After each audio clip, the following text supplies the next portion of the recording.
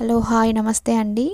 ఈజీగా 10 నిమిషాల్లో నిమ్మకాయతోనండి పులిహోర ఎలా తయారు చేసుకోవాలో చూద్దామండి. దీనికోసం 3 గ్లాసుల బియ్యంనైతే అన్నం వండుకొని చల్లారబెట్టుకొని పక్కన పెట్టుకోవాలండి. అన్నానికి 2 టేబుల్ స్పూన్ల ఉప్పు కూడా కలుపుకొని పక్కన పెట్టుకోవాలండి. ముందుగా మనకు కావాల్సినవి 6 పచ్చిమిర్చి చిలుకలుగా చేసుకొని 6 ఎండుమిర్చి కూడా వేసుకోవాలండి. ఒక 1/2 టీ స్పూన్ జీలకర్ర, 1 టీ స్పూన్ ఆవాలు అయితే కావాలండి. ముందుగా స్టవ్ వెలిగించుకొని ప్యాన్ పెట్టుకొని ప్యాన్లో 4 టేబుల్ స్పూన్ల ఆయిల్ వేసుకొని ఆయిల్ వేడిన తర్వాత 6 ఎండుమిర్చి, జీలకర్ర, ఆవాలు వేసుకొని కొంచెం వేగిన తర్వాత పచ్చిమిర్చి కూడా వేసుకొని వేగనివ్వాలండి.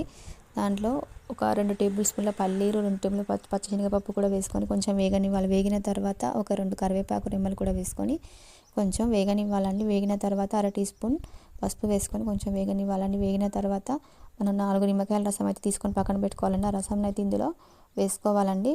ఇక్కడ నిమ్మకాయ రసం వేసిన స్లిప్ అయితే మిస్ అయిందండి. వేసుకొని ఒక 2 నిమిషాల పాటు అయితే సన్నని మంటపైన నిమ్మరసం అయితే కొంచెము మరగనివ్వాలండి. కొంచెం మరిగిన తర్వాత స్టవ్ ఆఫ్ చేసుకొని నిమ్మకాయ రసం అయితే పక్కన పెట్టుకొని చల్లారిన తర్వాత మనం పక్కన పెట్టుకున్న చల్లారిన అన్నానికి ఈ నిమ్మరసం కొంచెం కొంచెం వేసుకొని కలుపుకోవాలండి. ఒకేసారి వేస్తే సరిగా కలవదని కొంచెం కొంచెం వేసుకొని కలుపుకుంటే అంతేనండి. టేస్ట్కరమైన నైవేద్యంగా పెట్టుకునే నిమ్మకాయ పులిహోర రసం అయితే రెడీ అయింది. నా ఛానల్ ఇలాంటి వీడియోస్కి అయితే నా ఛానల్ని సబ్స్క్రైబ్ చేసుకొని ఒక చిన్న లైక్